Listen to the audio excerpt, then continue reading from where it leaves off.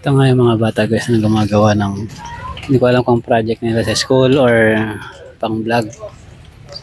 Pero lalapitan natin sila guys at i-challenge natin sila. Tatanong natin sila kung kaya nilang sagutin yung mga tanong natin for 100 pesos bawat tanong.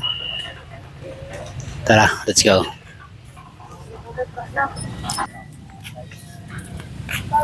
Hello.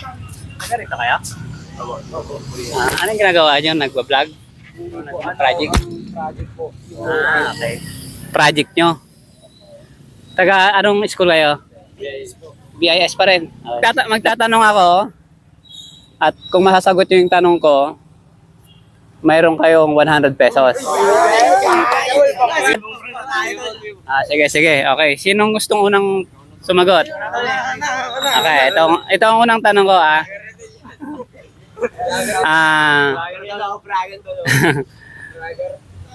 kung ang nanay mo may 4 na anak, si April, si May, at saka si June, anong pangalan yung pang-4 na anak ng nanay mo?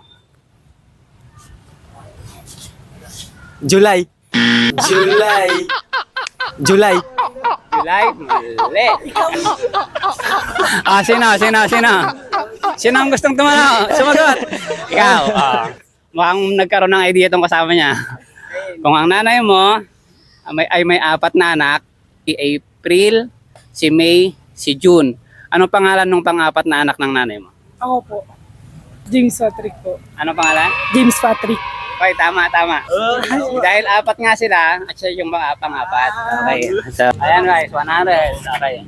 Sinong gustong sumagot? Vincent. Okay. Ito yung second na question natin. Kung si Marcos ang nagdeklara ng martial law at si Duterte ay may kamay na bakal, sinong presidente naman ang nagsabi na kayo ang boss ko?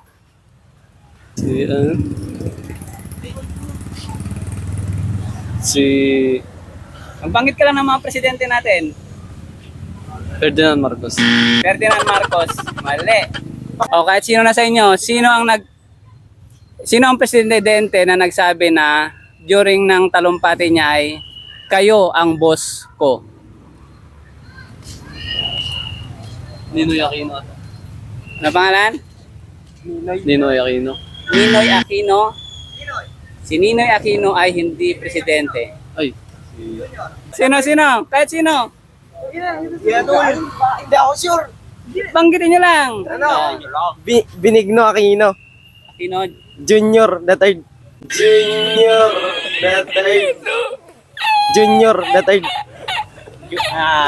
Okay na yung the third pero si Junior, ang Junior kasi ay sa kanyang father. Pero si the third ay tama. Yan si Noynoy Aquino. Noy. Yan.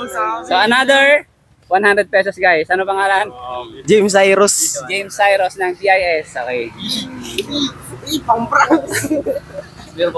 Mayroon pang isa. Math naman tayo. Sino magaling sa math? Sino magaling sa math? Ito. Anong mga year na kayo? Grade 11. Sige, ilalayo ko sa taon nyo. Kung 8 years old ka ngayon, 2023, anong taon ka pinanganak? 2007. 2007. Mali. Kung 8 years old ka ngayon, at ngayong 2023, anong taon ka pinanganak? 2007 is mali. Sinong gustong sumagot? Ako po. Okay.